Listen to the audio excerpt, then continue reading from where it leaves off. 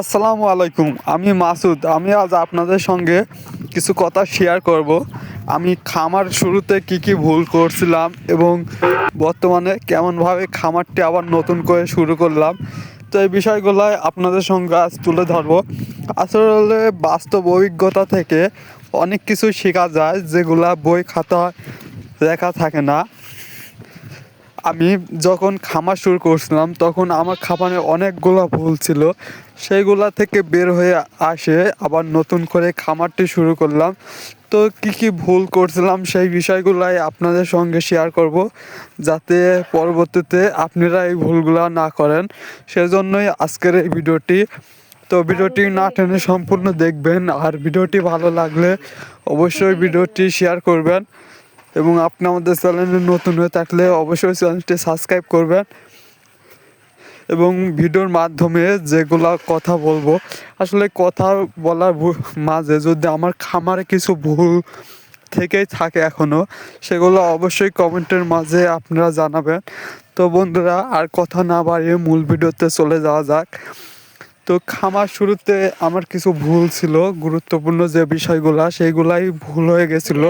যেমন কেমন করে খামার শুরু করব সেটা ভুল, খামারে ঘর নির্মাণ সেখানেও ভুল, আসলে ভুলে ভুলে জড়িয়ে গেছিলো।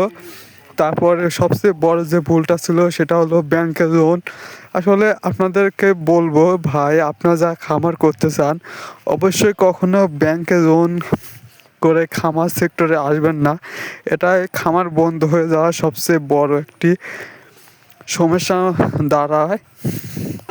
যদি আপনি ব্যাংকে লোন করে খামার করে থাকেন তাহলে দেখা যাবে আপনার কিস্তি দেওয়ার সমস্যা হয়ে যাবে। তখন দেখবেন আপনি কিস্তি টানবেন নাকি গরুর খাদ্য, দানাদার খাদ্য, আরও আদার যে খরচগুলা, সংসারিক খরচ, এগুলা করবেন।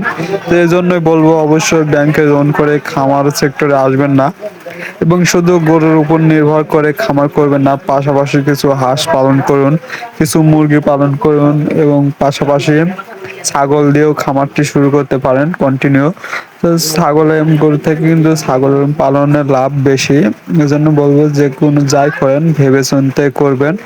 আর আমি যে ভুলগুলো করছিলাম সেগুলো আপনাদের মাঝে শেয়ার করলাম এবং বর্তমান যেভাবে খামারটি শুরু করছি আবার নতুন করে, আমার কিন্তু অনেক এখন বর্তমানে প্রায় 100 পিসের মতো মুরগি আছে। সেখান থেকে আমি প্রতিদিন যে একটি খরচ সেগুলো কিন্তু সংগ্রহ করতে পারি এবং পাশাপাশি কবুতর আছে এবং তার পাশাপাশি কৃষি কৃষি কাজের উপরও কিন্তু নির্ভর আছে। আমার একদিক যদি শেষ হয়ে যায় আরেক দিক থেকে আমার সংসারে ইনকাম সোর্স চালু থাকবে। এজন্যই বলবো খামার সেক্টরে আসার আগে অবশ্যই ভেবেচিন্তে আসবেন এবং চেষ্টা করবেন আপনার আশেপাশে যদি কোনো খামার থেকে থাকে সেখানে যাওয়ার।